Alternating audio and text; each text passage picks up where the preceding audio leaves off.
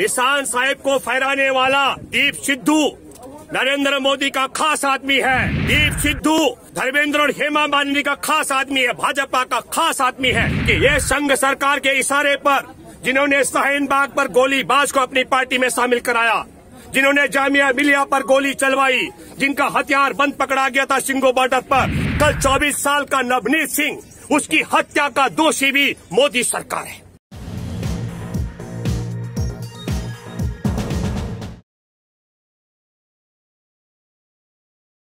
मैं आपको एक बात बताना चाहता हूं, इस क्रोनोलॉजी को आप समझिए।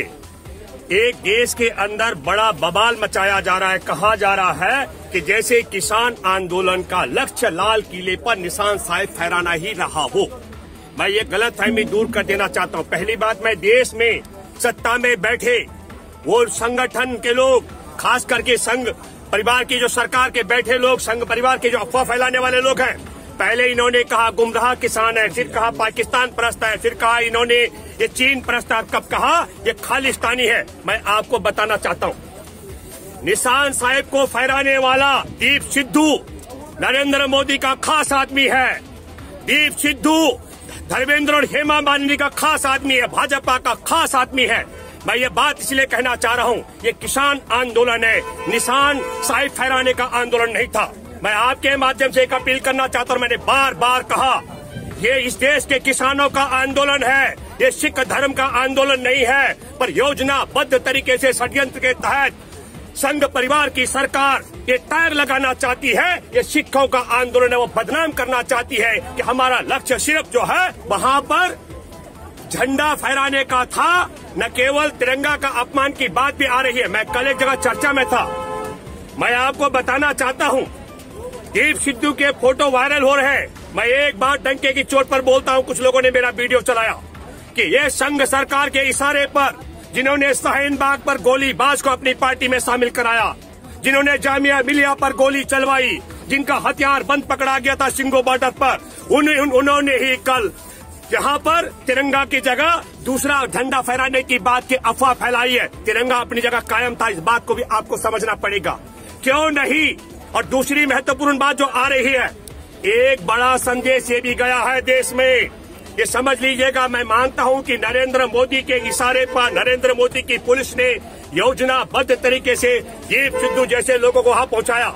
आपके सामने वीडियो गोदी मीडिया नहीं दिखा रहा होगा, जब संघ के गुंडे पुलिसकर्मियों पर हमला कर रहे थे तो हमारे किसान उनको बचा रहे थे।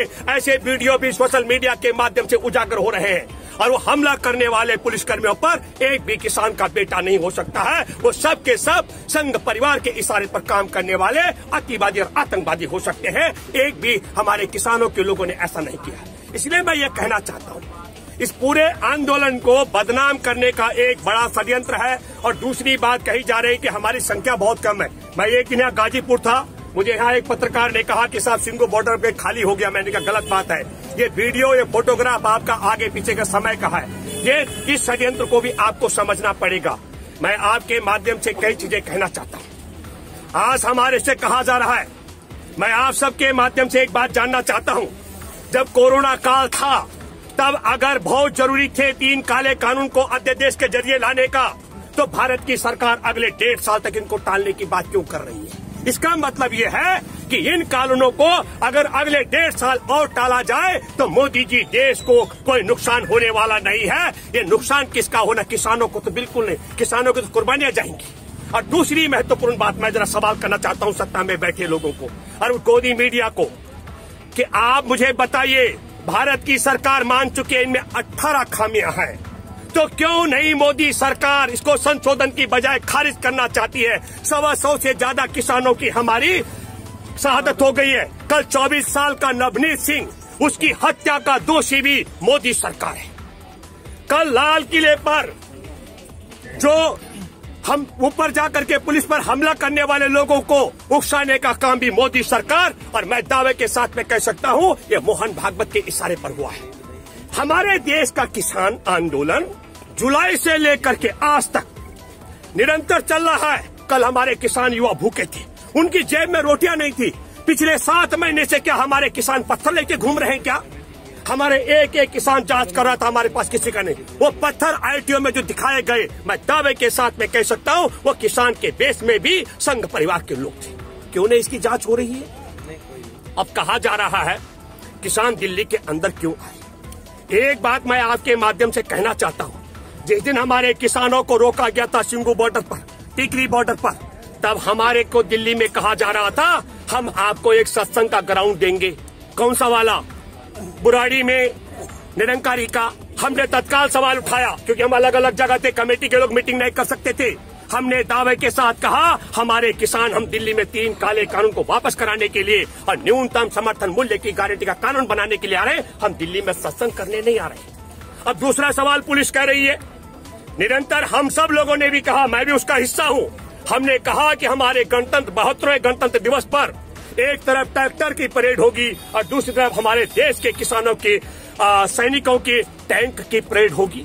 तो अगर टैंक की परेड होगी या ट्रैक्टर की परेड होगी, इसमें कहाँ क्या दिक्कत संघ परिवार को आने वाली थी? मैं आपके माध्यम से एक बात और बताना चाहता हूँ। जब इन गोदी मीडिया के माध्यम से संघ परिवार मोदी के इशारे पर पूरे किसान आंदोलन को सिख आंदोलन में और ये कहा गया कि ये झंडा जो है सिखों का झंडा फहरा दिया गया, ये अफवाह के बाद आप मुझे बताए पहले वहाँ फोर्स थी, बाद में 8-9 बजे फोर्स क्यों नहीं थी? अरे फोर्स वहाँ थी तो मैं भूपेंद्र रावत चीख कर अपना वीडियो बना रहा था तमाम युवाओं के साथ। तो अगर मैं झूठ बोल रहा था तो तत्काल मेरे खिलाफ मुकदमा क्यों नहीं दर्ज किया गया? पुलिस बताए कि कौन कौन सबूत है। मैं जो बात कह रहा हूँ, तो हमारे किसी किसान ने लाल किले की तरफ न तो कंकड़ फेंका है और न लाल किले के पर झंडा जो फहरा तिरंगा उसकी शान में कुछ कहा है। और जो लोग इस सब आंदोलन को बदनाम करने का षड्यंत्र कर रहे थे, चाहे वो मीडिया में बैठे लोग हो, चाहे वो मीडिया के बाहर जो अभी विलाप कर रहे हैं, छाती पीट रहे हैं, मेरा लाल किला, मेरा तिरंगा, मेरा देश। अरे हमारे किसानों का देश है, जवानों का देश है। वो छाती पीटने वाले, विलाप करने वाले तब कहाँ चले गए थे? जब अर्नब गोस्वामी के पास हमारे देश में पुलवामा के जवानों की शहादत के बाद वो ठाके मार रहा था, खुशियां मना रहा था और विजय श्री की गाथा लिख चुका था, मोदी सरकार की जीत बता चुका था, तब वो विलाप करने वाला गोदी मीडिया कहाँ चला गया? जब एयर स्ट्राइक से पहले 26 फरवरी को एयर स्ट्राइक की हमने पाकिस्तान पर और 23 फरवरी को वो ट्वीट कर चुका था, वो सबूत उसके पास पकड़े जा रहे, तब वो कहाँ चला गया था? हमारे देश में बिहार के चुनाव से पहले बिहार रेजिमेंट के 79 जवानों को मरवाया गया, तब वो गोदी मीडिया विलाप क्यों नहीं कर रहा था? हमारे देश का एलएसी बदल चुका है, अरुणाचल के अंदर 4.5 किलोमीटर कब्जा कर चुका है, चीन ने अपने गांव बसा दिए, डोकमाल में कब्जा कर लिया, तब कोई राष्ट्रीयता का विलाप नहीं हो रहा है। हमारे देश के किसान 125 से ज्यादा शहादत दे चुके हैं, तब कोई चर्चा नहीं हो रही है। मैं आपके माध्यम से एक बात कहना चाहता हूँ, तो अहिंसक आंदोलन चलता आ रहा है, ये निरंतर तब तक जारी रहेगा जब तक देश में 3 काले कानून नहीं हट जाते हैं और न्यूनतम समर्थन मूल्य का लाभ न मिलने से पिछले 10 साल में 45 लाख करोड़ का नुकसान हमारे किसानों को हुआ। जब तक न्यूनतम समर्थन मूल्य की गारंटी का कानून नहीं बन जाता, हमारी यह लड़ाई जारी रहेगी। हम हिंसा का बिल्कुल विरोध करते हैं, हर तरीके की हिंसा का, और हम विरोध करते हैं नरेंद्र मोदी के इशारे पर दीप सिद्धू जैसे लोग आए थे, दीप सिद्धू को रिमांड पर लिया जाए, धर्मेंद्र से भी पूछताछ हो, नरेंद्र मोदी के साथ भी पूछताछ होनी चाहिए, पुलिस कर्मियों को एफआईआर देना चाहिए कि नरेंद्र मोदी का अहम करीबी आदमी इस पूरे मामले का सरगना था, उसकी जांच पड़ताल होनी चाहिए और पूछा जाना चाहिए इस षड्यंत्र में किसान आंदोलन को निशान आंदोलन में तब्दील करने का षड्यंत्र क्यों किया गया। मैं आखिरी बात कहना चाहता हूँ, रेल सेवा नहीं चल रही है। कल के किसान आंदोलन में पूरे देश भर के किसान शामिल थे। बस मैं फिर दोबारा कहना चाहता हूँ, मोदी जी आप चाय वाले की सच्ची औलाद हैं तो चला दो एक बार रेल को और फिर देख लो पूरे देश के किसान दिल्ली आने वाले हैं। और अभी हमारा अगली बार जो दिल्ली में संसद में पैदल मार्च होना है, उस दिन भी लाखों लाख किसान हमारे दिल्ली आने वाले हैं।